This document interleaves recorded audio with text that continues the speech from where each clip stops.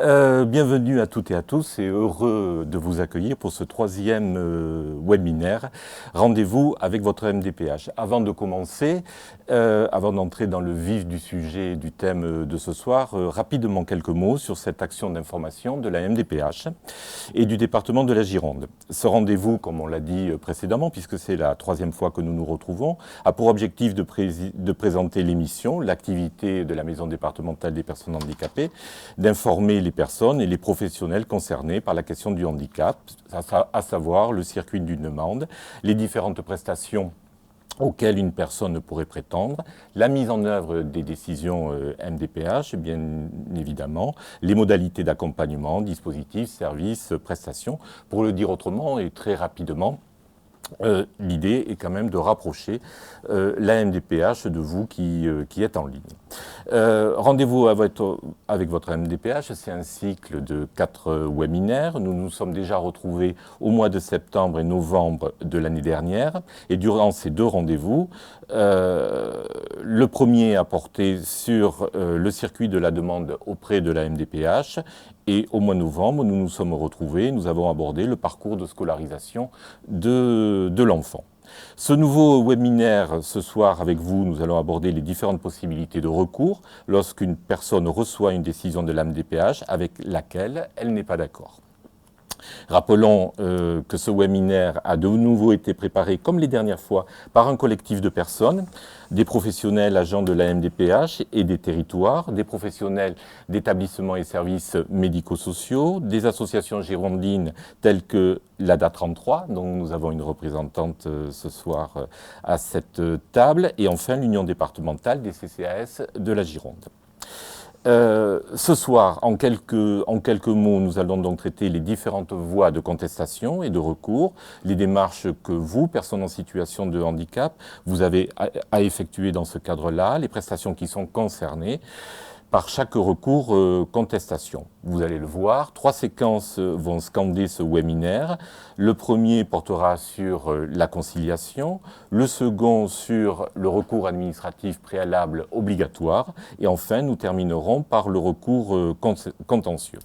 Du point de vue technique, cette conférence en ligne ou webinaire est diffusée sur le site du département de la Gironde et les réseaux sociaux, pour ceux qui sont en direct, et vous allez pouvoir, comme les 2 dernières fois, poser les questions au moyen du lien BICES qui doit apparaître sur votre écran.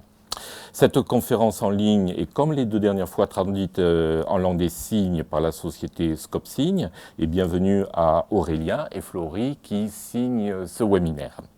Enfin, les personnes qui n'auront pas pu nous rejoindre ce soir pourront le voir en différé sur le site du département de la Gironde, mais également sur celui de la MDPH. Voilà pour ce qui est de la présentation de notre cadre d'intervention de ce soir. Je vais passer maintenant à la présentation des invités sur ce plateau. On me disait que sont présents des associations et nous avons le plaisir d'accueillir ce soir Élise Desdouches, qui est à ma droite, qui est de l'association ADA 33 et nous expliquera tout à l'heure ce qu'est cette association et ce qu'elle y fait. À ma gauche, une conciliatrice, Marie-Hélène Baudin, et enfin pour la MDPH, Madame Evelyne Delay à ma gauche, et puis également Anne-Marie Rongiras, qui est responsable du bureau des recours à la MDPH de la Gironde. Voilà, j'en ai terminé avec cette introduction et on va passer directement aux questions. Avant de démarrer sur la conciliation, je vais me tourner vers Anne-Marie en lui demandant si elle peut nous dire rapidement ce que l'on entend par contester. Si une personne est en situation de handicap et qu'elle est en désaccord avec une décision, alors elle peut exercer un recours en demandant la réévaluation de son dossier. D'accord. Voilà. Alors, est-ce que c'est votre service qui Oui. a en charge ce travail-là? Est-ce que vous pouvez nous dire en quelques mots ce que représente votre service? Alors, le bureau est à la gestion des 3 voies de recours, hein, donc permettant de contester une décision. Donc, on va traiter tout ce qui est la conciliation, tout le recours administratif, mais également le recours contentieux. Voilà. Donc, le bureau est composé de 6 agents qui vont gérer l'enregistrement et le suivi des demandes. Et on a également 9 conciliateurs au sein même de notre bureau.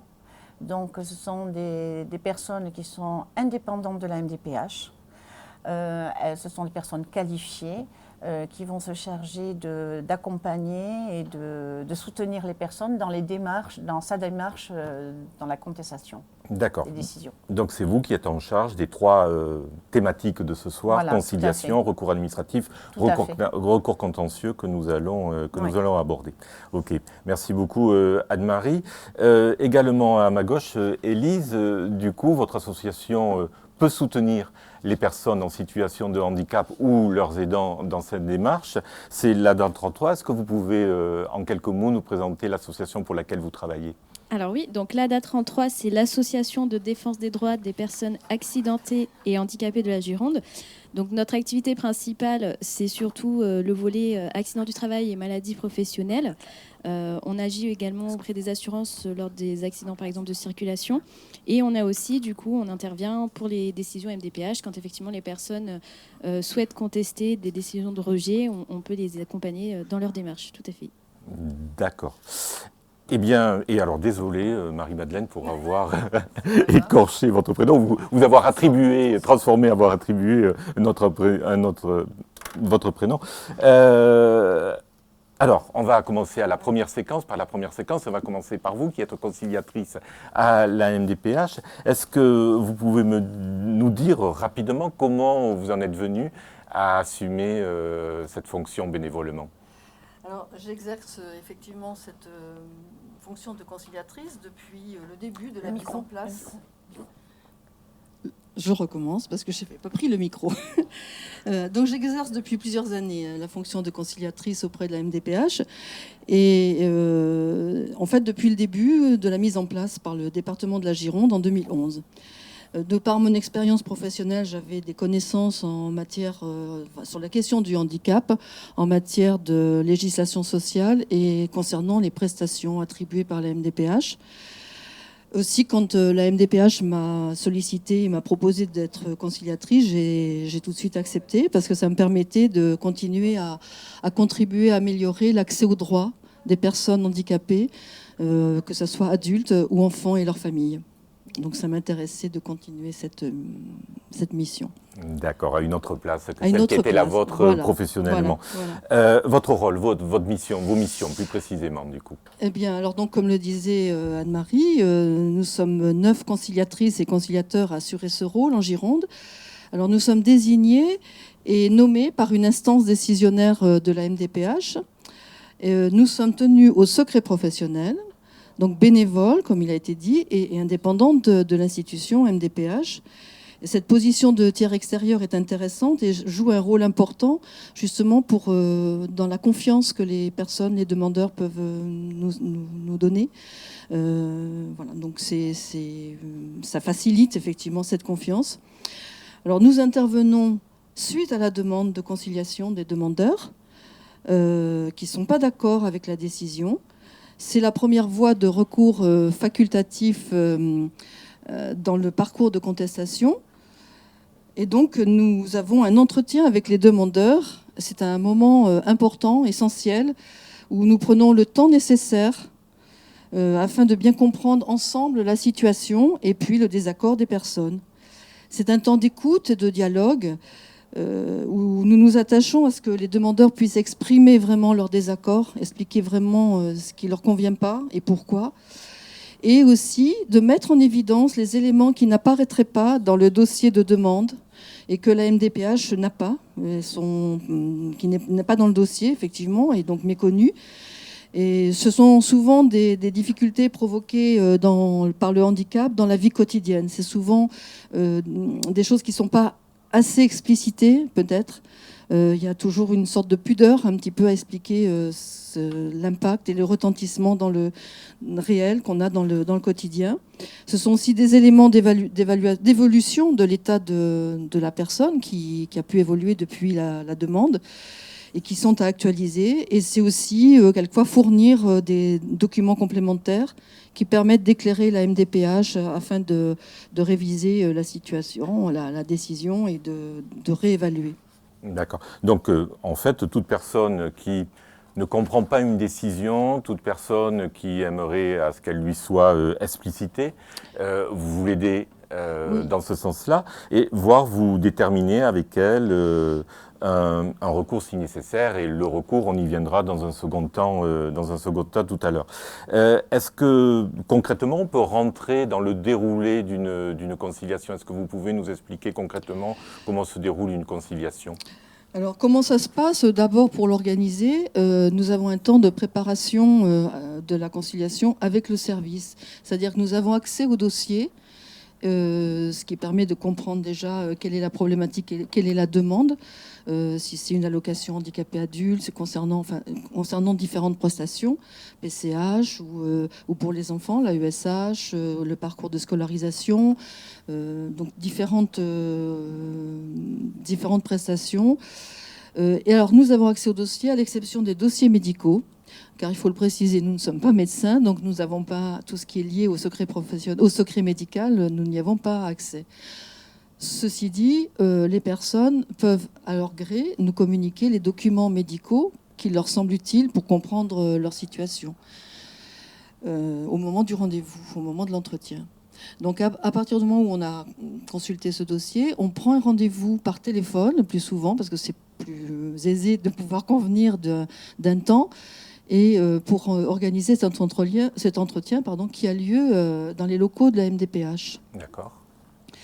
Et alors, suite à l'entretien, nous rédigeons un rapport dans lequel le conciliateur on attire l'attention sur les fameux éléments qui manqueraient pour réviser la situation, pour attirer l'attention de la CDAPH.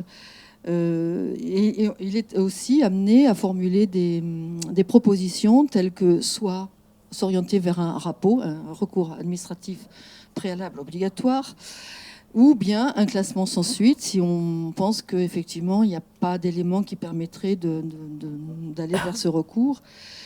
Alors ce rapport est validé par le demandeur, nous en parlons, il a une copie d'ailleurs de ce rapport, et il est remis au service des recours. D'accord. Avant d'en passer du coup plus à Anne-Marie pour son traitement, est-ce qu'on peut prendre un exemple de conciliation que vous avez, Marie-Madeleine? Oui, je pense à une personne de 50 ans, par exemple, qui faisait une demande de conciliation pour un rejet d'allocation handicapé adulte. Au moment de sa demande, donc au moment de la première demande, enfin de la demande du dossier, il a des difficultés de santé qui sont des séquelles d'un accident de la circulation qui est ancien, mais qui a des complications et qui se sont aggravées. Donc il avait fait déjà une première demande 2 ans auparavant et fait des recours gracieux et contentieux. Donc, étant donné l'aggravation de son état, il réitère sa demande. Et parce qu'il est de plus en plus invalidé par sa pathologie. Il bénéficiait d'une RQTH déjà et il arrivait à maintenir un emploi avec grande difficulté, souvent à temps partiel. Mais depuis quelque temps, il ne peut plus travailler. Il est inscrit au chômage, pour vous dire un peu où il en était. Donc il fait une demande de conciliation parce qu'il a eu ce nouveau refus. Son état, au moment de la conciliation, son état s'était encore altéré par de plus grandes difficultés qui touchent sa vie quotidienne, difficultés à s'habiller, mobilité, déplacement, la marche par exemple. Et en plus, il a une prise en charge médicale plus importante qui est nécessaire. Il est très affecté moralement et donc il a besoin d'un suivi aussi à ce niveau-là. Parallèlement, pour préciser, il vient d'avoir juste une reconnaissance en invalidité par la sécurité sociale, mais qui est arrivée après la demande, après le dossier. Voilà. Donc, compte tenu de ces éléments d'évolution, eh bien, il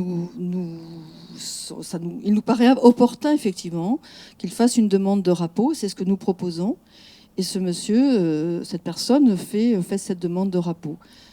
l'évolution, enfin la décision a été revue par la MDPH et il a pu obtenir l'allocation handicapé adulte. Pour que ça soit bien clair pour nos éditeurs, votre rôle, il s'arrête là, c'est-à-dire au moment de la remise du rapport à la MDPH. Voilà. Après, il appartiendra, on le verra tout à l'heure, à la personne de faire un recours administratif ou pas. Voilà. Mais vous, votre mission est terminée à partir du moment voilà. où, avec la personne, vous avez validé l'écrit, le rapport que vous allez remettre à la MDPH. Voilà. D'accord. Merci Marie-Madeleine. Alors, Anne-Marie, qui est à ma gauche, est-ce que les prestations sont nombreuses? Est-ce que toutes les prestations sont concernées par la conciliation? Alors, justement, non. Il y a juste les CMI, les cartes de mobilité inclusion, qui ne vont pas pouvoir être revues dans le cadre de la conciliation. Voilà.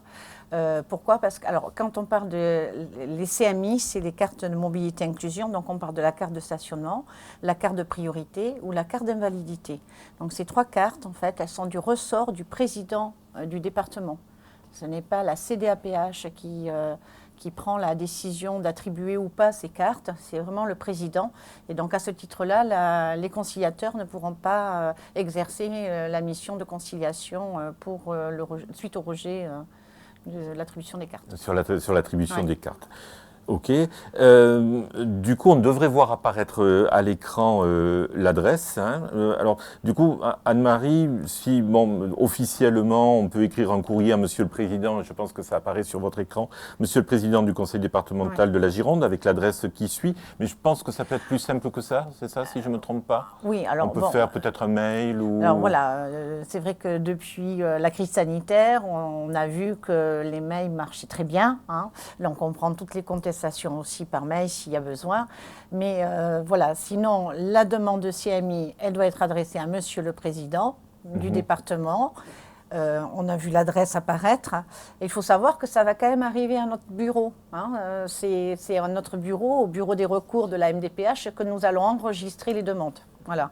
Et on va traiter la demande jusqu'à une nouvelle décision faite par le président. D'accord. Mais pour faire une demande de conciliation, on va dire que le formalisme n'est pas très lourd. Un simple écrit vous suffit. Alors, juste un seul écrit nous suffit. Juste demander un rendez-vous avec un conciliateur. Voilà. Même par mail. Et donc, nous, après, ce qu'on va faire, on va envoyer à la personne...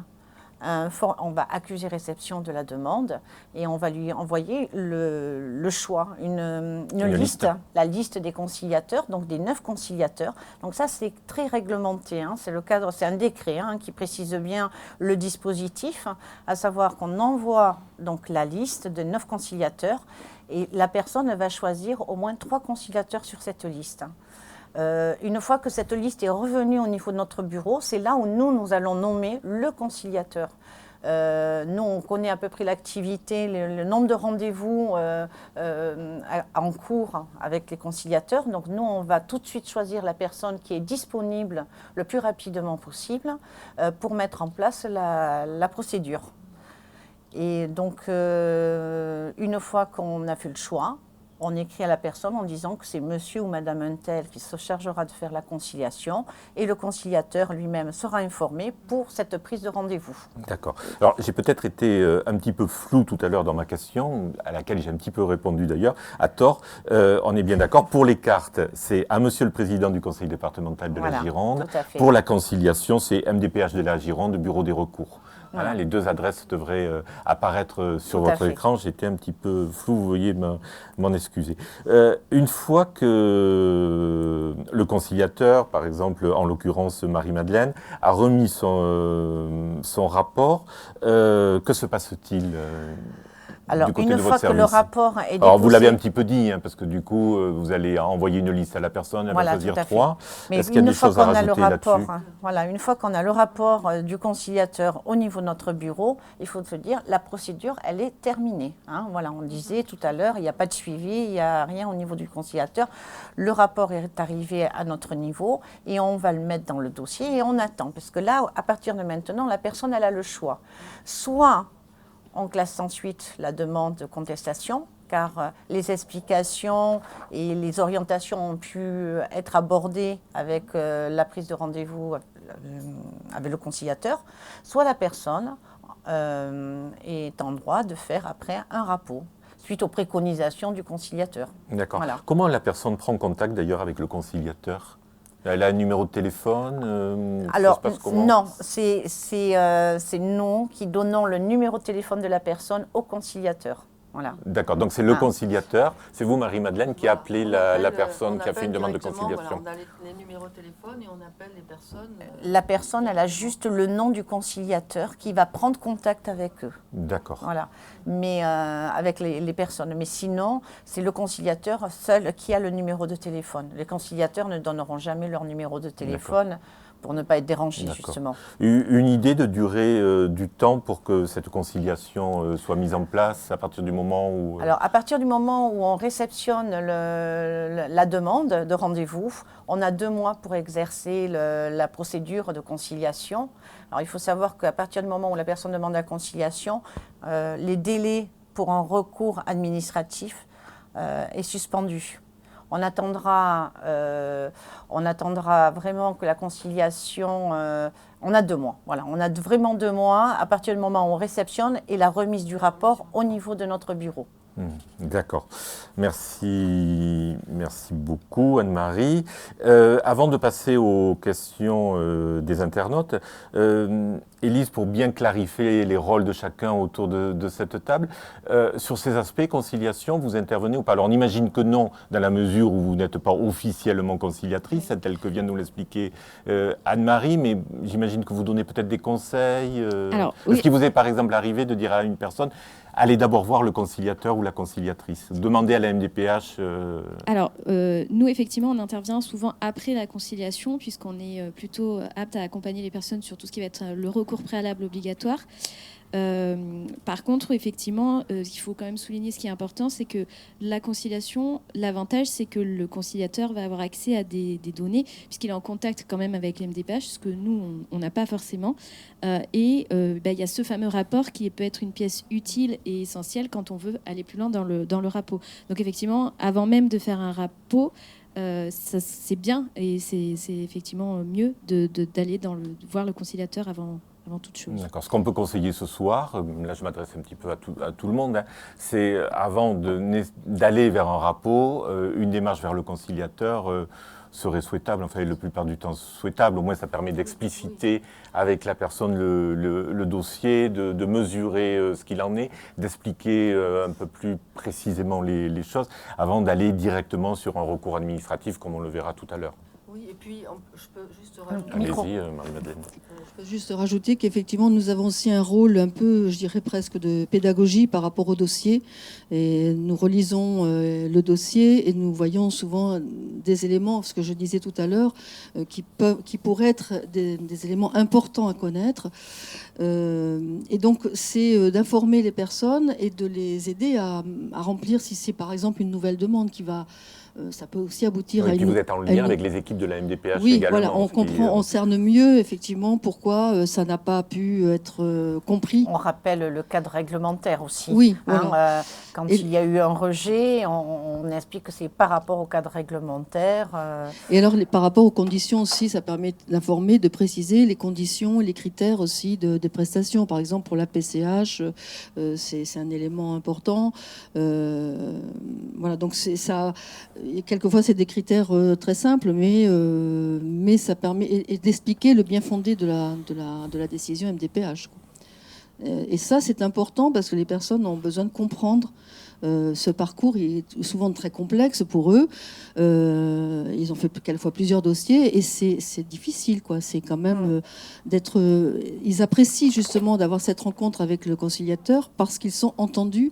Nous sommes les premières personnes qu'ils rencontrent et ça peut être rassurant aussi pour eux. Ils savent un peu mieux comment s'orienter, quoi.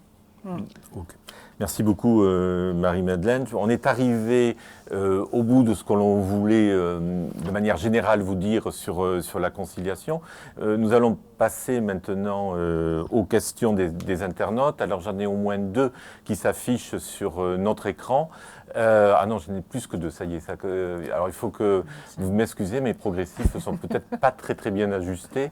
Je vais commencer par la question de Chien Sympathique qui nous demande s'il ne serait pas possible d'être vu par un médecin MDPH. Ah, mais alors si on me met les mots, alors ce qui ne serait pas possible d'être vu par un médecin MDPH avec quelqu'un statut sur sur notre dossier.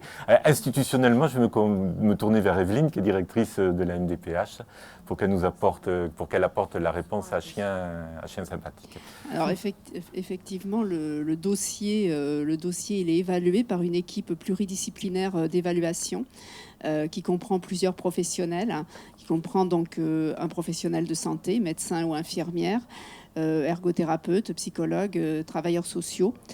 Et d'où l'importance que ce dossier soit bien constitué et que notamment le certificat médical soit bien complété par le médecin. Donc c'est très important que ce dossier soit effectivement bien complet afin que l'équipe d'évaluation puisse prendre les bonnes décisions et avoir les bonnes informations. Merci Evelyne. Alors, j'ai vraiment du mal à lire. Alors, je pense que c'est Panda Courageux qui nous demande « Bonjour, comment puis-je contester un rejet de renouvellement suite à mon licenciement pour inaptitude à travail dans le dossier dans un premier temps accepté avec un taux à 80% suite à une indemnité H. Ma situation n'ayant pas évolué, j'ai renouvelé mes... Ah, l'écran a bougé. Désolé, Panda Courageux. Je reprends. Ma situation n'ayant pas évolué, j'ai renouvelé ma demande rejetée au bout de 6 mois d'attente. Je vais la question à Evelyne, à Anne-Marie. Comment puis-je contester un rejet de renouvellement ? Ça va être soit une demande de conciliation, là, pour avoir une explication, pour au moins qu'on explique, qu'on reprenne un peu ce dossier. Oui, d'accord. Et après, ça va être dans le cadre d'un recours administratif. De toute manière, la personne, là, elle conteste la décision d'un rejet et un rejet de renouvellement. Donc, en plus, cette personne doit être peut-être en rupture de droit, là. D'accord. Hein, donc, c'est vrai qu'il faut nous apporter des nouveaux éléments. Et je vois qu'apparemment, sur le plan professionnel, les choses ont changé, puisqu'on parle d'une inaptitude au travail. Donc voilà, il va falloir nous apporter vraiment des éléments complémentaires pour réévaluer le dossier. Alors si on parle licenciement pour inaptitude au travail, ça veut dire que là derrière, il y a un certificat de la médecine du travail. Et ça, c'est un élément peut-être que nous n'avions pas dans le dossier. D'accord. Alors on va reprendre les 3 temps voilà. de ce webinaire. Le premier réflexe, c'est un mail, un simple courrier, demander une conciliation pour avoir les précisions que nous a demandé Panda Courageux. Je le répète, hein, les conciliatrices, Marie-Madeleine est en lien avec la MDPH, donc il y a un certain nombre, vous qui êtes connectés, il y a un certain nombre d'infos que vous pouvez avoir par ce biais-là et après juger de l'opportunité de faire, comme nous allons le voir, un recours administratif ou pas. Dauphin Brillant, lorsque j'ai déposé mon dossier, il m'a été signalé une attente d'au moins 6 mois. Je pense que malheureusement, avec la Covid, cette attente a augmenté, comme dans tous les organismes. Evelyne, désolée. Oui, tout à fait. Effectivement, les délais d'attente, nos délais ont un peu augmenté depuis 2021 pour plusieurs raisons, hein, parce qu'on a eu, comme tous les organismes, peut-être des difficultés à recruter. Et puis, on a un nombre conséquent de demandes. Hein, c'est plus de 100 000 décisions qui sont prises chaque année par la MDPH. Mais sachez que on fait tout pour réduire à nouveau ces délais. Donc j'en parlerai un peu plus tard. D'accord. Comme nous le disait Élise hors micro tout à l'heure, il est important de dire, va peut-être le dire à plusieurs reprises ce soir, quoi qu'il en soit, on vous répondra et je peux vous assurer ici, autour de cette table, on peut tous vous assurer que même s'il peut y avoir une question de délai, vous aurez une réponse et vous aurez une décision. Et on est là pour ça ce soir. Non seulement vous aurez une décision, mais vous avez des possibilités de revenir vers la MDPH, ne serait-ce qu'avec ce premier temps qui est celui de la conciliation. La question de Poulpe Joyeux. Et s'il est, alors, du coup, j'ai répondu à la question avant de la lire, sans m'en rendre véritablement compte. Et si les 2 mois de recours ont été dépassés, peut-on encore demander à la révision? Je n'ai pas répondu à ça en revanche. Où faut-il refaire un dossier pour la carte de stationnement, par exemple? Alors, Anne-Marie, il n'y a pas de demande de révision. Soit on est dans un recours et on fait le recours dans les 2 mois. À réception de la notification, la personne, elle a 2 mois. Attendez, parce que même pour moi, soit à réception de la notification, on fait j'ai 2 mois pour faire une demande de conciliation. Oui, une conciliation, ou sinon aller au RAPO directement. D'accord. Voilà. Donc une personne. Sais pas si, on l'a peut-être pas dit, ou l'a peut-être dit, ou j'ai mal écouté. Est-ce que la conciliation suspend le délai pour le RAPO? Oui. Je ne pense pas qu'on l'ait dit, on ne l'a pas précisé, c'est important de le préciser. 2 mois. Donc pour les gens qui sont connectés, la conciliation suspend le délai de 2 mois pour le RAPO. Donc je vois qu'on a tout intérêt de faire une demande de conciliation, du coup. Oui. C'est une démarche tout à fait intéressante. Et comme le dit Marie-Madeleine à ma droite, ça permet de donner du temps et ça permet d'avoir les explications également. Hein. Et pour répondre à Poulpe Joyeux, là, si les 2 mois de recours, alors dans recours, il faut comprendre, soit c'est la conciliation, soit c'est le RAPO. Hein. Mais de toute manière, il faut respecter ces 2 mois. C'est-à-dire que là, on a eu une CDAPH le 3 mars. Hein. Les notifications sont arrivées à peu près le 11 mars. Mais la personne, elle a au moins jusqu'au 11 mai. Pour demander une conciliation. D'accord. Ou sinon, après, il faut refaire une demande. Hein. Voilà. Eh bien, écoutez, je vais m'amuser avec la régie. Il est 18h34 et tip top, nous allons passer au 2e temps de ce webinaire. Nous allons passer avec, sur la 2e séquence, le recours administratif préalable obligatoire. C'est un acronyme un petit peu barbare qui s'appelle RAPO et qui est le 2e temps. Alors on n'est pas obligé de passer par la conciliation, on peut aller directement au RAPO, même si on a vu que c'était tout à fait intéressant de passer par la conciliation. Alors sur ce 2e temps de notre webinaire, le RAPO, on va démarrer avec une question à Anne-Marie. Anne-Marie, est-ce que vous pouvez nous expliquer ce qu'est un RAPO? Juste, le RAPO, c'est un recours administratif dit recours administratif préalable obligatoire. Pourquoi? Parce que depuis la loi de modernisation de la justice du XXIe siècle, qui est rentrée en vigueur au 1er janvier 2019, les personnes ont obligation de revenir vers l'administration, donc nous vers la MDPH, pour réévaluer la demande avant d'aller au tribunal. D'accord. Donc si je suis en situation de handicap, je ne suis pas d'accord avec la décision rendue, si je vais directement au contentieux judiciaire, la justice me répondra que ce n'est pas possible puisque un RAPO n'a pas été fait. Oui, la demande sera déclarée irrecevable par le tribunal. D'accord. Puisque la personne n'ira au tribunal que pour contester une décision du RAPO. D'accord. Voilà. Dans les étapes à suivre importantes, autant on n'est pas obligé de passer par la conciliation pour faire un RAPO. En revanche, on est obligé de passer par un recours administratif pour ensuite éventuellement aller vers un recours judiciaire. Okay. Ouais. Institutionnellement, Evelyne, qui à la MDPH examine les demandes de RAPO? Alors, le bureau des recours n'a pas sa propre équipe d'évaluation. Ce sont les équipes d'évaluation des 2 autres services. Et c'est donc une équipe pluridisciplinaire d'évaluation qui évalue le recours. Donc, cette équipe pluridisciplinaire d'évaluation, elle est composée, comme je disais tout à l'heure, donc de professionnels de santé, médecins ou infirmiers, travailleurs sociaux, ergothérapeutes, psychologues. Et donc, elle est également de partenaires extérieurs comme Pôle emploi ou l'Éducation nationale. Et donc, cette équipe pluridisciplinaire d'évaluation, elle permet d'évaluer la situation de handicap et si la personne peut prétendre effectivement aux différentes prestations.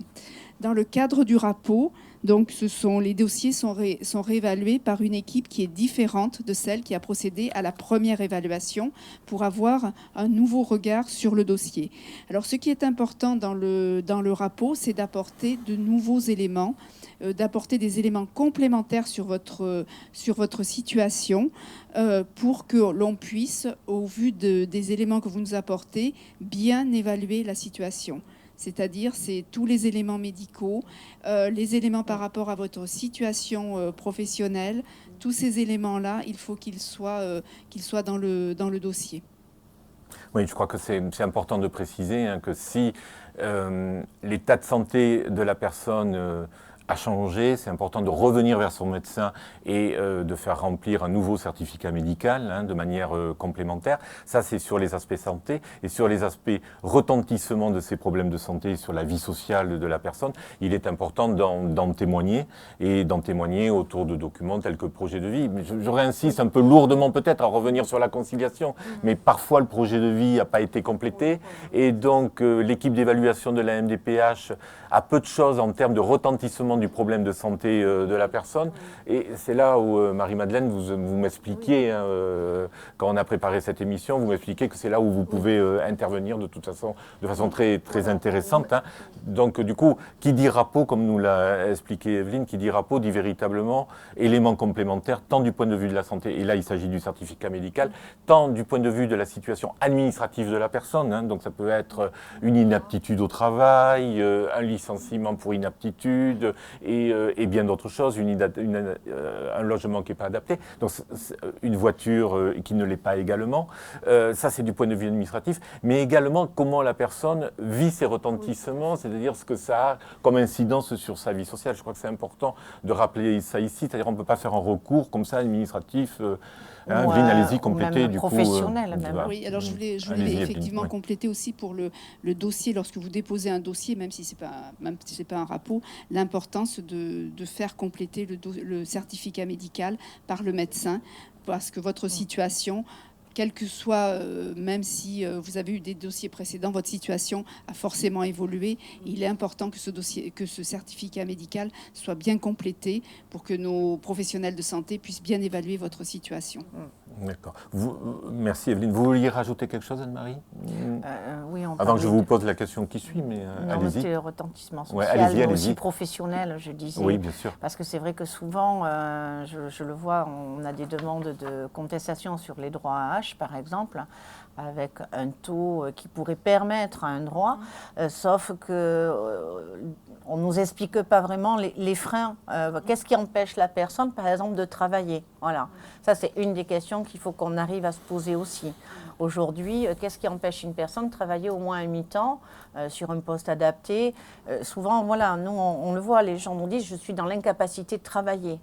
C'est pour ça, tout à l'heure, la question d'une personne, c'était intéressant, parce qu'on voyait bien que peut-être on avait un certificat médical de la médecine du travail. D'accord. Et qui va permettre... Donc là, c'est un nouvel élément. Voilà, un nouvel élément qui va faire que les choses vont complètement peut-être changer. C'est vrai qu'en conciliation, c'est... Votre micro, Marie-Madeleine. En conciliation, c'est souvent ce qu'on reprend, justement, le parcours, à la fois professionnel et à la fois le vital, dans la vie. Parce que c'est vrai que le certificat médical est très, très important. On se rend compte que quelquefois, quand c'est un renouvellement, il n'y a que la première page qui est remplie parce que voilà, il n'a pas été jugé utile de préciser. Or, c'est vrai, il y a toujours une évolution. Et les certificats ont évolué aussi depuis 3 ans, je crois à peu près. Mais c'est vrai que le parcours, moi je suis attachée aussi à regarder ce parcours professionnel et quels sont les freins. Ça peut des tas de difficultés qui font que on n'y arrive plus, qu'on peut plus aller, on peut plus travailler, et il faut le démontrer. Et ça, c'est la question, c'est comment. Et là, on aide les personnes à savoir ce qu'il faut faire, c'est-à-dire, par exemple, s'inscrire à Pôle emploi, les démarches, et avoir des notifications qui montrent qu'on a bien essayé de travailler, mais qu'on n'a pas pu accéder à l'emploi ou on n'a pas pu s'y maintenir. C'est ce qu'il faut pouvoir démontrer, souvent. D'accord. Merci Marie-Madeleine. Anne-Marie, quelques chiffres, parce que les internautes, des ordres de grandeur, on va dire. Oui, des ordres de grandeur, c'est-à-dire Combien de rapports sur une année? Et puis Evelyne complétera à son tour également. Alors, bon, juste... Le nombre de décisions, peut-être, pour que les gens se dire, représentent. Voilà. sur l'année 2021, par exemple, la CDAPH a pris 96 400 décisions, donc notifications. Seules, nous avons enregistré au niveau du bureau des recours, sur les 96 000, que 3 300 contestations, notifications décidées. Voilà. Donc en fait, ça correspond, on se rend compte que ça correspond à 3,5% des décisions contestées au niveau de notre bureau. Alors, quelles sont les contestations qui sont peut-être les plus... on enregistre le plus souvent, au niveau des adultes, les droits AAH. Donc à 70%, ce sont les demandes d'allocation adultes handicapés qui vont être demandées au niveau de notre bureau. Et concernant les enfants, ça va être plutôt tout ce qui est parcours de scolarisation, à pratiquement 80%. Voilà. Donc tout ce qui est l'attribution d'une AESH, ça va être les orientations en ULIS, ça va être les droits à l'AEH. Voilà, alors c'est vrai que je dis beaucoup de... Là, je pense de sigles, oui. Oui. D'accord. Peut-être on en a parlé au cours avec le premier webinaire, Evelyne, sur rappeler comment fonctionne la prise de décision de CDAPH par mois. Oui. Ouais. Donc oui, pour rappeler des ordres de grandeur, effectivement, donc si on est sur des ordres de grandeur, la MDPH, c'est 100 000 décisions par an. Voilà, comme ça on repère un chiffre rond. C'est un chiffre rond. Il y a 2 commissions des droits et de l'autonomie des personnes handicapées par mois qui prennent en moyenne entre 7 500 et 8 000 décisions par mois. Donc, ainsi que l'a dit Anne-Marie, effectivement, les recours représentent environ 3% des décisions. C'est-à-dire que 97% des décisions ne font pas l'objet de contestation. D'accord. Est-ce que dans les 3,5% des recours, est-ce qu'il y a la conciliation dedans ou pas? Oui, tout à fait. Dans les 3,5, quand je vous parlais des 3,5, c'est-à-dire les 3300 contestations, là-dedans, j'ai le contentieux, la conciliation et les rapports. Tout est compris. C'est toutes les contestations. Ok, d'accord. Alors le contentieux, c'est ce qu'on verra en troisième partie tout à l'heure, le contentieux judiciaire. Pour les internautes, cette partie-là, on ne l'a pas encore traitée. La conciliation, on a eu à peu près une centaine, un peu plus d'une centaine de demandes de conciliation sur 2021. Bon, du fait du Covid, c'est vrai que ça a été compliqué d'organiser les rendez-vous. Et au niveau du contentieux, on en a à peu près 350 demandes. Et tout le reste, c'est-à-dire 2700. 2700, ça concerne les rapports. D'accord. Merci Anne-Marie. Evelyne, sur les délais de manière générale pour rassurer nos internautes. Alors la question des délais, c'est une priorité pour nous, c'est une préoccupation pour la MDPH. Pour les réduire, pour répondre de manière plus rapide à vos demandes. Donc, on a mis en œuvre un certain nombre de mesures de simplification. Ainsi, depuis décembre 2021, donc la MDPH procède à des prorogations automatiques de droits, c'est-à-dire que sans demande de votre part, c'est-à-dire que lorsque des personnes ont eu des droits ininterrompus depuis 15 ans, ceux-ci sont prolongés automatiquement. La MDPH, depuis 2 ans, 3 ans même, attribue des droits à vie lorsque les pathologies ne sont pas susceptibles d'évolution. Donc ça, à terme, sont des simplifications effectivement pour les personnes et qui évitent de refaire des dossiers. Et la MDPH est aussi très attentive à éviter les ruptures de droits. Et c'est pour cela que donc, tous les renouvellements sont traités, que la MDPH essaye d'être à jour pour ce qui concerne les renouvellements et éviter ainsi les ruptures de droits, et notamment financiers. Alors, comme toute organisation, on a connu effectivement, suite à cette crise sanitaire, des problèmes de recrutement, donc ce qui peut expliquer aussi l'allongement de nos délais, qui n'étaient pas si importants en 2019. Et ensuite, ce que je voulais dire par rapport au délai des recours, que même si on ne respecte pas stricto sensu le délai de 2 mois, c'est que vous aurez toujours une réponse, c'est qu'on s'attache à répondre à toutes les demandes, et c'est vrai que ce soit des recours ou non, c'est-à-dire on répond, la MDPH répond, peut-être tardivement, mais on répond toujours. Et peut-être aussi voir un peu ce qui est positif, c'est vrai que depuis la mise en place du pôle social du tribunal judiciaire et la mise en place de la réforme de la justice du 21e siècle, les délais se sont quand même beaucoup raccourcis, puisque auparavant il était possible de faire un recours contentieux directement devant le tribunal, mais qu'on pouvait attendre 2 ans avant d'avoir une réponse, ce qui n'est plus le cas aujourd'hui. D'accord, ce qui veut dire que le recours administratif finalement est un progrès. Et le recours administratif préalable obligatoire est un progrès. D'accord. Et tout comme le développement de la conciliation. Et le développement de la conciliation, mais oui. c'est bien l'objet de notre rencontre de ce soir, hein, que tout le monde puisse être informé de ces modalités, de leur existence, et à savoir que ce n'est pas parce qu'on reçoit une décision que c'est une fin de non-recevoir, en fait. Hein. Non, ce n'est pas une fin de non-recevoir. Il y a toujours la possibilité de discuter et d'amener des éléments complémentaires. Alors, du coup, grâce à l'intervention d'Evelyne, la transition est toute faite avec Élise, puisque Élise, vous travaillez dans une association qui va pouvoir aider les personnes qui souhaitent faire un recours administratif. Alors, est-ce que vous pouvez nous dire un petit peu quel type de difficultés rencontrent les personnes quand elles font appel à vous, ou pour le dire autrement, sur quelles décisions qui ont été rejetées Alors, ce qu'on constate, c'est qu'effectivement, les personnes ont du mal à comprendre les décisions qu'elles reçoivent, puisque ce sont des décisions un peu types. Et donc, du coup, comme elles ne sont pas personnalisées, généralement, elles ne comprennent pas ce qui leur est marqué. Par exemple, le taux de 50 à 79 ou la restriction substantielle à l'emploi. Voilà.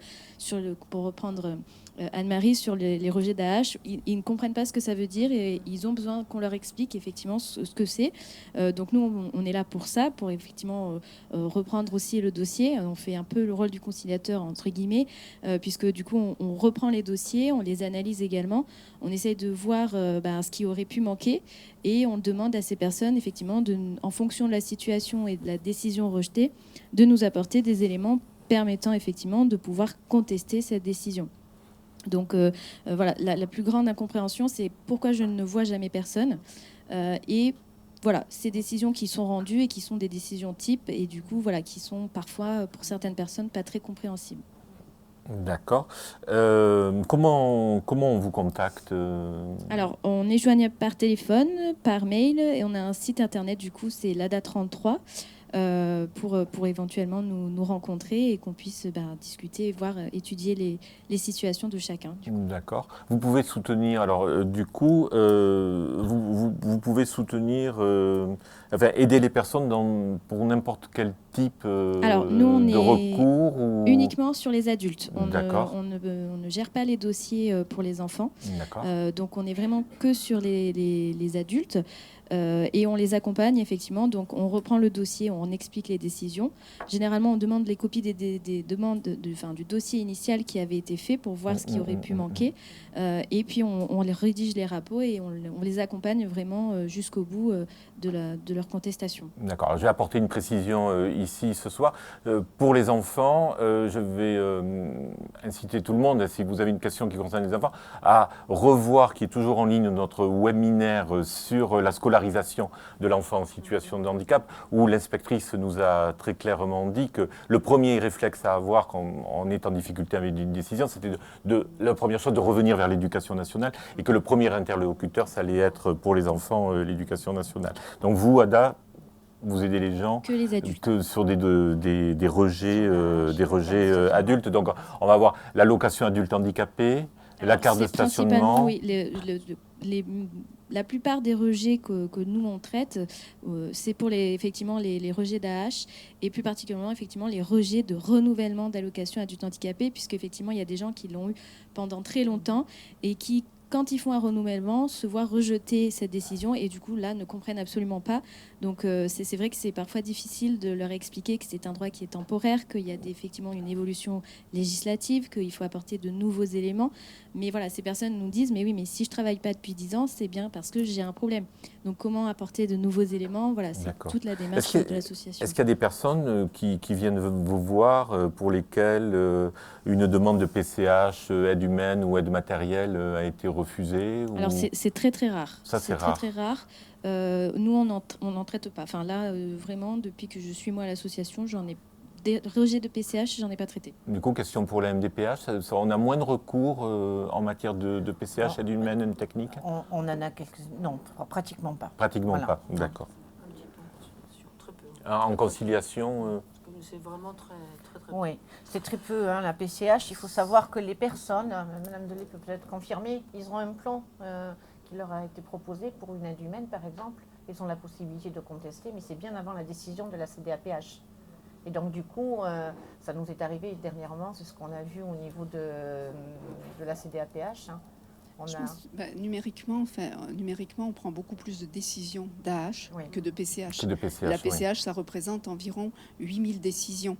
Donc, c'est une prestation qui représente très peu de notre activité et qui effectivement est beaucoup moins souvent contestée. Comme le disait Anne-Marie, il y a aussi quand même un plan. Il y a eu un lien préalable avec la MDPH. Ils peuvent contester s'ils veulent bien avant la décision. Enfin, il y a une autre façon de traiter cette demande-là. Ouais. Après, dans les rapports, on va avoir le problème de l'éligibilité à PCH. Voilà. Mais là, on est dans un cadre réglementaire et là, c'est plus facile à expliquer. D'accord. Voilà. C'est par rapport au barème, par rapport à... Oui, ça peut être, je pense à un exemple où c'était sur les critères de handicap, ça pouvait être éligible, mais le critère de handicap n'était pas rempli, c'est-à-dire qu'il n'y avait pas, n'ouvrait pas droit avant 60 ans aux critères qui sont établis. Voilà. Donc, du coup, donc là, par exemple, là, l'orientation, elle se fait vers l'APA, vers l'allocation pour autonomie. D'accord. Votre association pour laquelle vous travaillez, Élise, combien à peu près de demandes RAPO vous intervenez? Alors c'est difficile à chiffrer réellement puisque du coup nous notre activité principale c'est vraiment tout ce qui va être accident de travail, maladie professionnelle. La MDPH ça vient vraiment un peu en second plan de notre activité.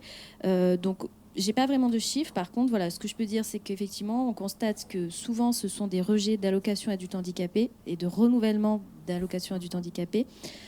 Ou des cartes des renouvellements de cartes invalidité, stationnement ou priorité. Alors, tout un chacun peut vous solliciter. Très concrètement, ça a un coût Alors oui, comme toute association, du coup, il y a une adhésion à régler à l'association si on souhaite effectivement bénéficier de nos services. En fonction des dossiers, on a deux types d'adhésion, une adhésion qu'on appelle solidaire et une adhésion dite juridique.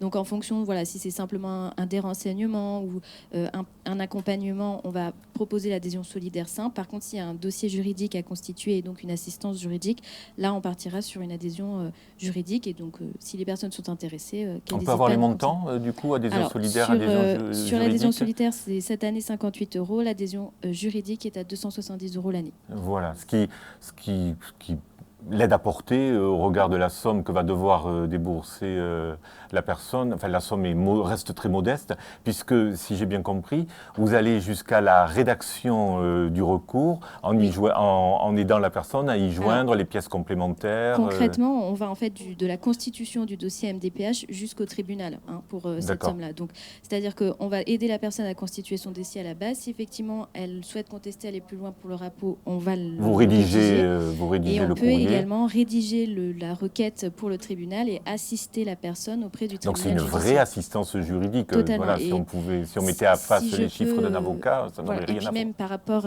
aux avocats, si je peux faire cette petite différence aussi, c'est qu'on essaye d'être très accessible. On est joignable par téléphone tous les jours. Il y a forcément quelqu'un qui va répondre aux questions de nos adhérents. On est joignable aussi par mail. Et ça, c'est très important parce que les gens ont besoin d'informations et de cette accessibilité-là. Hors micro, c'est beaucoup d'adhérents, puisque vous me disiez qu'il y a à peu près 1000 adhérents, c'est ça? C'est ça, exactement. À peu près 1000 adhérents. Et on est du coup 2 juristes à l'association pour gérer joignable, accessible. Voilà, on essaie. Et vous aider jusqu'au bout de la démarche en rédigeant, parce que la crainte des personnes aussi, c'est ce travail de rédaction administratif qui peut sembler lourd pour une personne qui n'est pas avertie des arcanes administratifs et juridiques pour ce type de recours. Donc, Je crois que c'est important de souligner l'utilité qui est celle de votre association et de votre travail ce soir. Donc, du coup, j'ai découvert qu'en discutant en aparté, que vous n'intervenez pas que pour la MDPH, mais aussi beaucoup sur les recours assurance maladie, donc inaptitude et invalidité, accident de travail, maladie professionnelle, effectivement, de la CPM, MSA, oui. J'imagine que vous connaissez bien le secteur, vous avez des liens avec les différentes... On travaille, on est en relation avec beaucoup d'assistantes sociales, effectivement.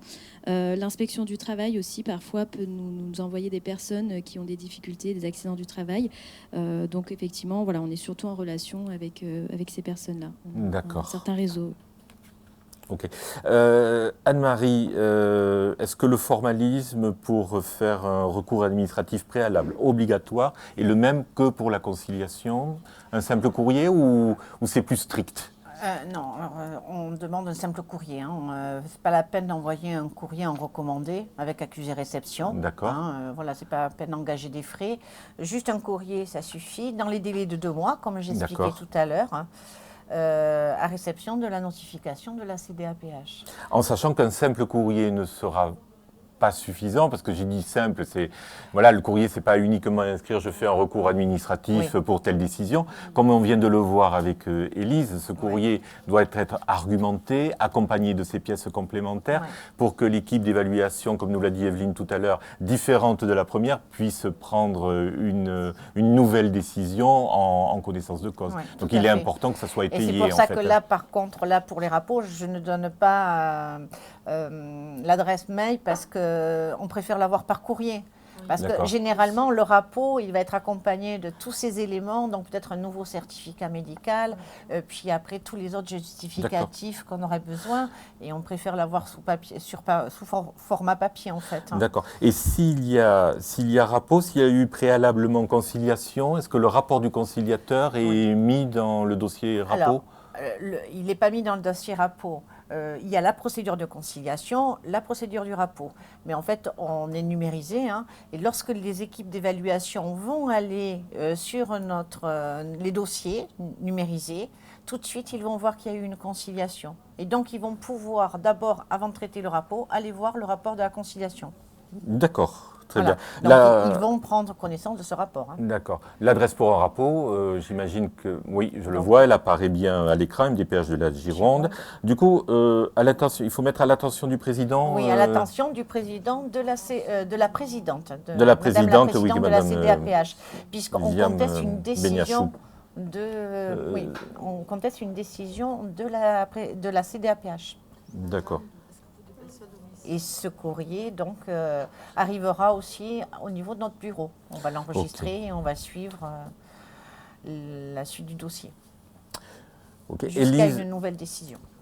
Élise, en 1 minute, est-ce qu'on peut avoir un exemple, comme Marie-Madeleine tout à l'heure nous a donné un exemple de conciliation? Est-ce qu'on peut... Elle sourit, Élise, parce qu'elle sait qu'on est timé.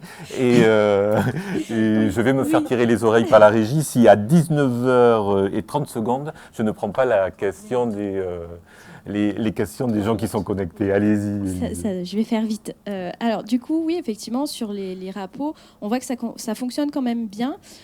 Surtout, voilà, quand, comme je disais, on a des nouveaux éléments. Donc, nous, effectivement, ce qu'on fait, c'est qu'on analyse vraiment la situation de la personne, un peu comme l'expliquait Marie-Madeleine. On analyse la situation de la personne et on va lui demander des pièces complémentaires éventuellement pour justifier le recours et sa situation. J'ai l'exemple, effectivement, d'une personne qui avait des problèmes psychologique, c'était vraiment, elle avait des phobies, des peurs très, très, très importantes, et la partie B n'avait pas du tout été remplie du dossier MDPH. Alors la partie B, c'est la vie quotidienne en fait, c'est justement ce qu'on disait, ce qui est très très important, et du coup il faut effectivement justifier de ces difficultés-là. Donc on avait rajouté un témoignage éventuellement. Ah, merci la régie. La régie est adorable. Un témoignage éventuellement de la compagne de cette personne et puis des dossiers de psychologues, de psychiatres pour vraiment attester de ces difficultés au quotidien en fait. Et ça avait fonctionné, la personne avait ensuite obtenu l'allocation adulte handicapé. D'accord, merci Élise. Allez, on passe aux questions des internautes. On y va avec l'amas affectueux.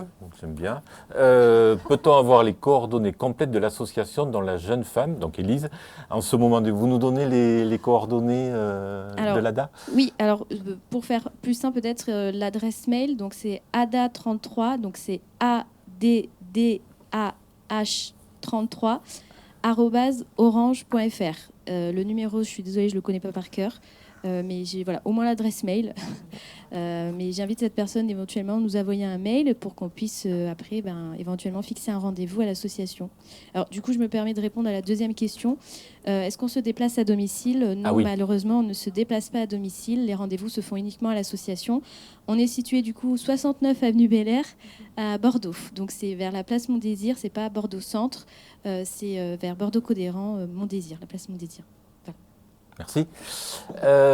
Question d'escargot rapide. La personne concernée par la demande rapport peut-elle être reçue physiquement par l'équipe pluridisciplinaire pour venir exprimer ses difficultés en complément des pièces complémentaires du dossier? Anne-Marie?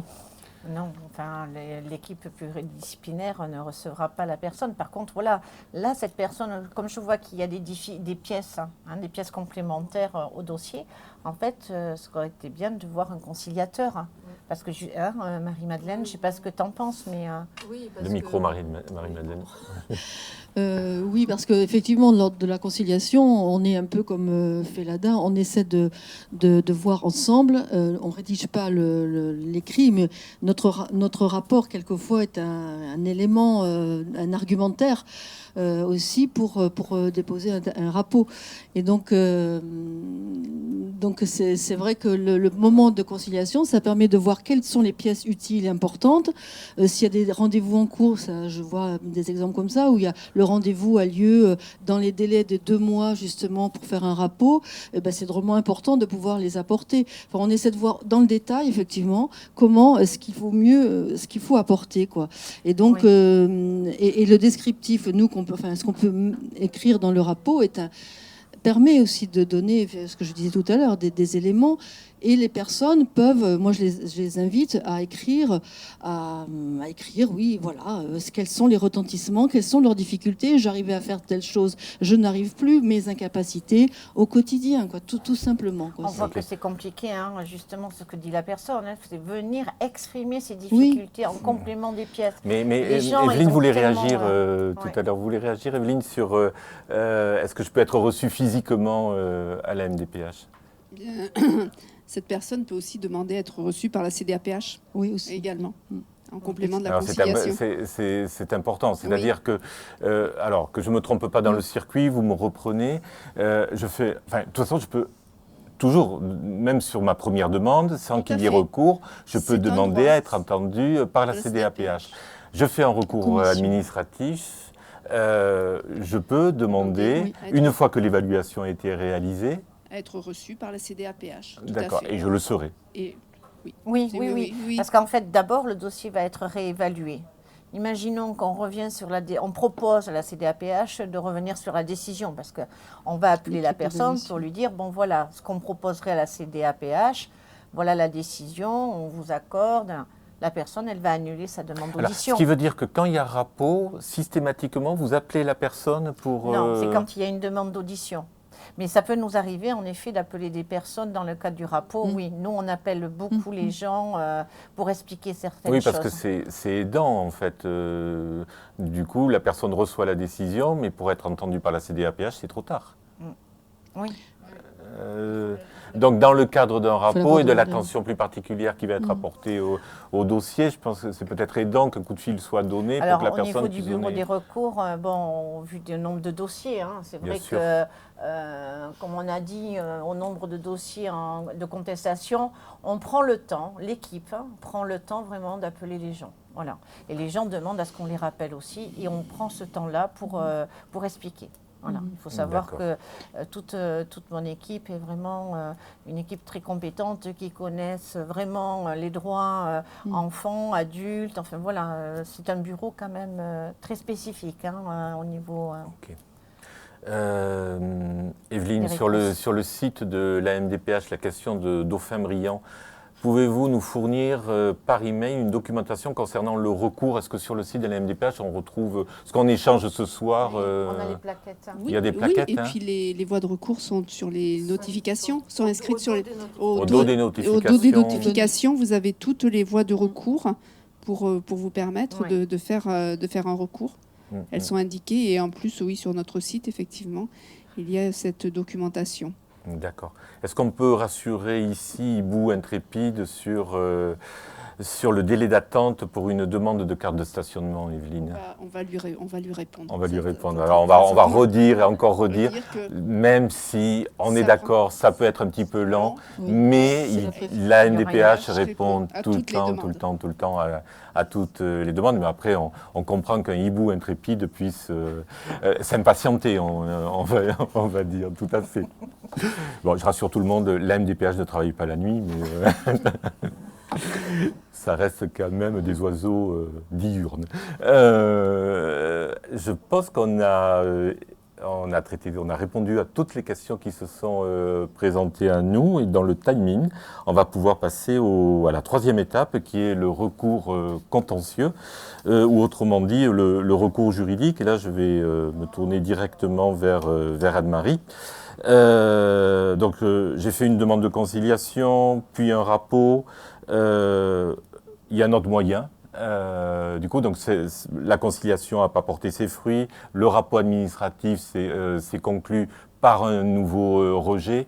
Du coup, quelle est cette troisième étape juridique? Voilà, donc là, on est face à une situation où la personne n'est toujours pas d'accord avec la décision prise dans le cadre du rapport. Donc, c'est vraiment le rapport qu'ils vont aller contester auprès du tribunal.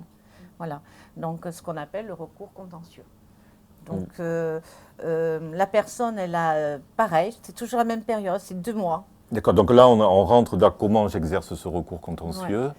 Donc, en faisant un courrier, donc on voit l'adresse, hein, il faut adresser le courrier au tribunal judiciaire de Bordeaux ou au tribunal administratif. On va Vous avez mettre les l'adresse, deux adresses, du coup, vous avez l'adresse sur Voilà. votre écran qui apparaît. Dans les 2 mois à réception de la notification. Et là, il faut vraiment faire un courrier en recommandé avec accusé-réception. Là, au tribunal, il faut vraiment une lettre recommandée. Hein. Voilà, là, on rentre dans une procédure très réglementée.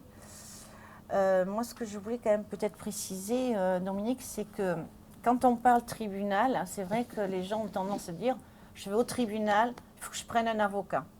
En fait, il faut le savoir, au niveau du pôle social, vous pouvez vous-même faire la démarche sans forcément être accompagné par un avocat.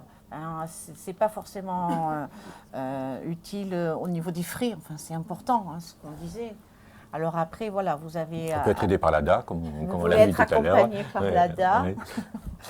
Mais voilà, moi je vois très très bien au niveau du pôle social, nous on y est et les gens les magistrats sont vraiment à l'écoute. Alors quand vous dites, Anne-Marie, au niveau du pôle social, nous on y est, très concrètement, ça veut dire quoi?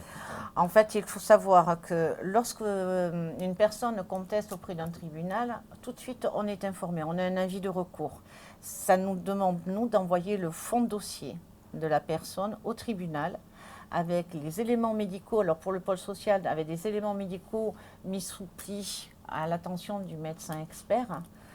Et ensuite, on va préparer un mémoire en défense et un argumentaire. En fait, nous, on est là, au niveau de notre bureau, pour expliquer comment l'approche qu'on en a faite de la situation, comment l'équipe d'évaluation a évalué le dossier, pourquoi la CDAPH a pris telle décision. Voilà, nous, on va aller au tribunal pour expliquer ça.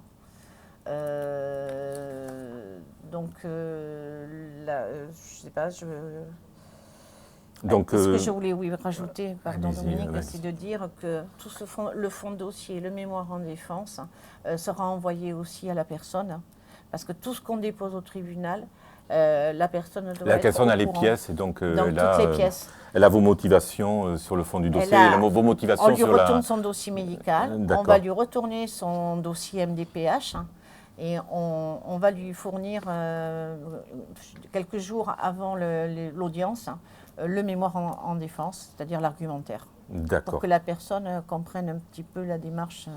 D'accord. Alors, je sais que ça va être un petit peu compliqué. On va essayer de l'expliquer simplement. Il y a deux voies de recours. Une voie de recours administratif, une voie de recours judiciaire. On va peut-être commencer, Anne-Marie, par le tribunal administratif. Quelles sont les décisions qui relèvent du tribunal administratif? Voilà, donc en effet, le tribunal administratif, lorsque les personnes veulent contester une décision de reconnaissance de travailleurs handicapés, donc la RQTH, D'accord.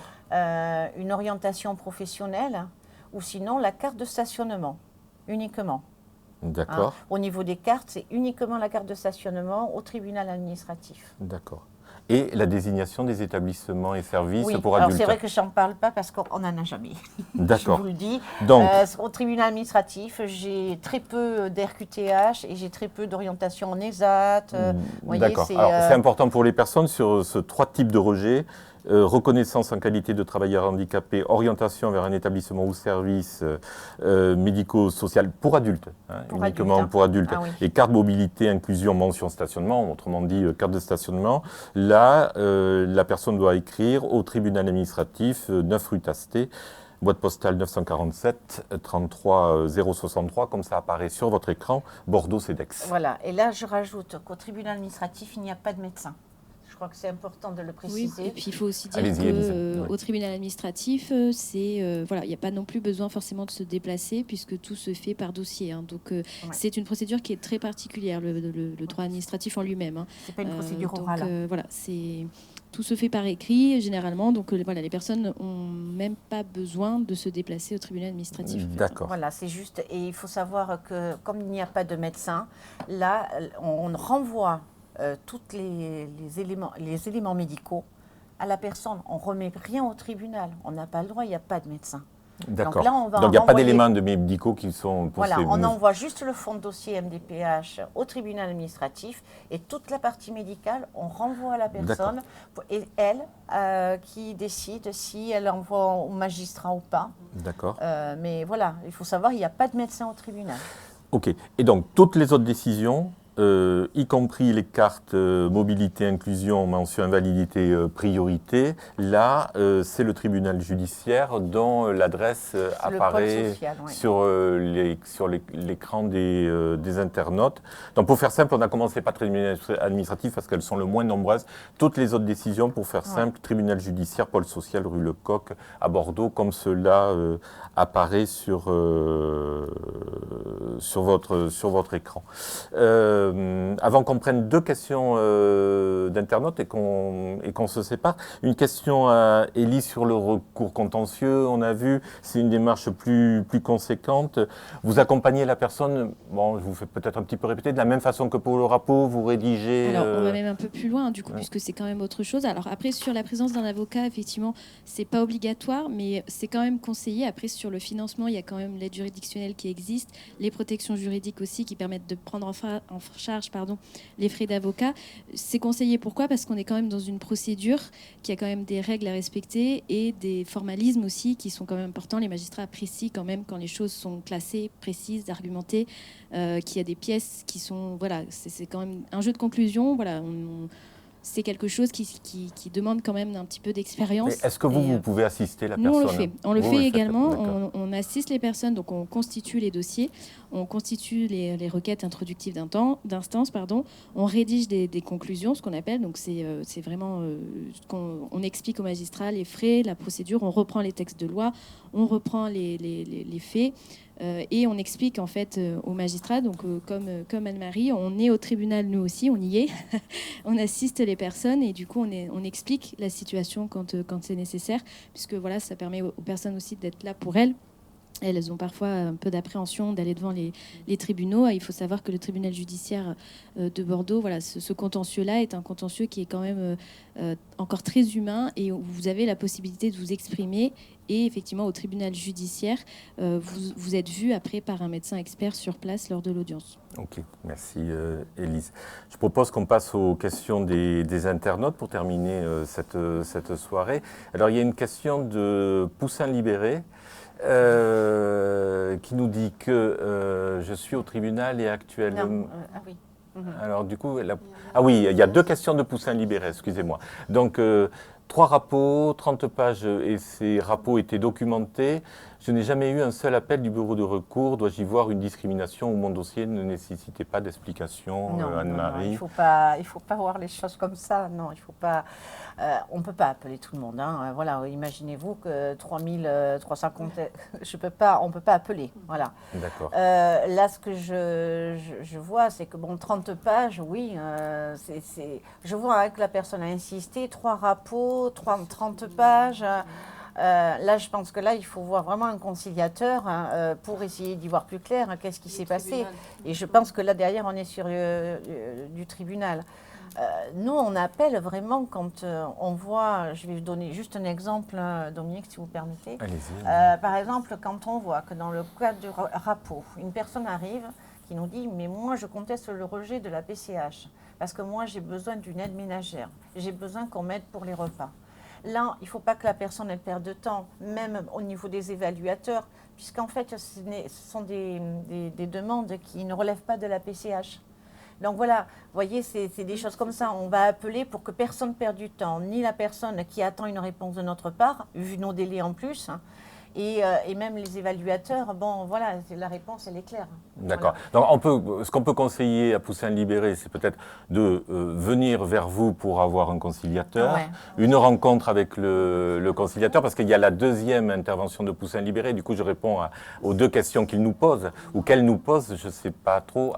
Les questions ont disparu. Je vais continuer pour que la suivante puisse apparaître. Une conciliation. Elle ne reviendra pas en arrière, mais il y aura un travail d'explicitation, Marie-Madeleine, qui sera fait. J'ai pas vu qu'il était Du au contentieux. coup, On nous l'a enlevé. mais on nous l'a enlevé. Normalement, il a indiqué qu'il avait une avocate. Donc, normalement, ce travail d'explication a été fait par Donc, son avocate. donc, du coup, c'est le contentieux C'était- juridique. Et l'explication, Là, il va c'est- l'avoir à travers le mémoire en défense. Qu'il recevra de L'argumentaire, toute façon. parce que nous, on va le faire, on va expliquer pourquoi. Voilà. D'accord. C'est le principe du contradictoire. Hein. Donc, cette personne, qu'elle soit rassurée, son avocate va recevoir le mémoire de la MDPH. De la MDPH. Et son avocate enverra aussi à la MDPH son mémoire. C'est le principe du contradictoire. Ça, c'est. nous, D'accord. Et du coup, Et on sera au tribunal. il y a un désaccord et il revient au tribunal de le trancher. Et on réexpliquera, nous, le jour de Essayez de ne pas l'audience. tous parler en même temps. Oui, allez-y. On réexpliquera le jour de l'audience aussi.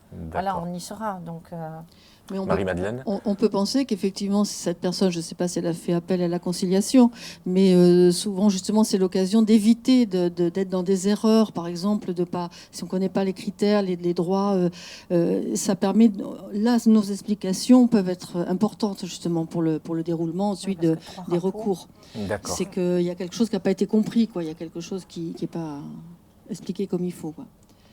Eh bien, une dernière question pour terminer, celle de Papillon Rapide. Les partenaires travailleurs sociaux d'associations pour personnes en situation de handicap peuvent-elles bénéficier d'un lien partenaire mail et téléphone et d'un temps de rencontre pour mieux visualiser les besoins et éviter des recours par manque d'éléments? Oui, c'est la constitution des dossiers. Madame Delis. Madame Evelyne, du coup, sur la constitution des dossiers, comme me le souffle Marie-Madeleine. Alors déjà, pour répondre à la question, effectivement, il y a un mail partenaire et puis une ligne directe pour les partenaires qui est gérée au niveau de la P2A au niveau du département. Et ensuite, il y a 9 points d'accueil dans le département pour constituer son dossier et déposer son dossier. D'accord. D'associations pour personnes. Oui, mais il y a effectivement une ligne partenaire spécifique et avec un mail partenaire qui D'accord. existe déjà. Donc du coup, les associations pour personnes en situation de handicap, qui parfois, souvent, sont également gestionnaires d'établissements, connaissent bien cette ligne partenaire Ouais. et ce partenariat fonctionne de Oui, toute tout à fait. façon. Autour de cette table, nous en savons quelque chose. Écoutez, je pense qu'il n'y a plus de questions. On arrive au terme de ce webinaire. Je voudrais ici remercier les internautes qui étaient connectés, leur rappeler que ce webinaire reste en ligne sur le site du département de la Gironde et sur celui de la MDPH. Remercier les personnes du département, notamment de la MDPH, mais également les associations, les professionnels médico-sociaux, l'association des CCAS qui ont participé à l'organisation de ce troisième webinaire. Remercier les gens qui sont avec moi autour de cette table. Evelyne Delay, directrice de la MDPH. Élise des Douches, qui est juriste à l'association ADA 33, dont on a vu l'aide qui peut être fort utile.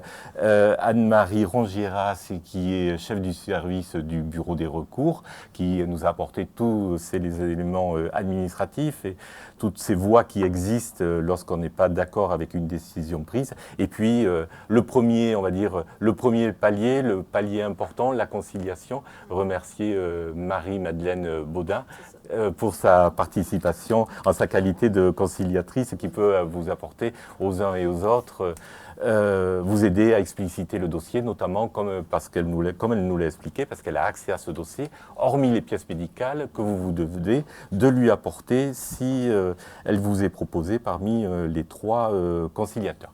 Voilà, il me reste à vous souhaiter une bonne soirée, vous donner rendez-vous au 14 juin avec notre dernier webinaire qui aura pour thème la prestation de compensation du handicap. Et puis, sur la fin de ce webinaire, nous aurons vraisemblablement des suggestions de thématiques pour un deuxième cycle de webinaire 2022-2023, puisque cette modalité semble convenir aux personnes en situation de handicap, aux professionnels, mais également à nous, bénévoles, professionnels de la MDPH, membres d'associations, qui avons plaisir à travailler ensemble, à discuter avec vous et à rapprocher la MDPH de ses citoyens, de ses habitants du département de la Gironde. Je vous souhaite, en notre nom à tous, une très bonne soirée et surtout, je vous dis au 14 juin. Bonsoir. Bonsoir.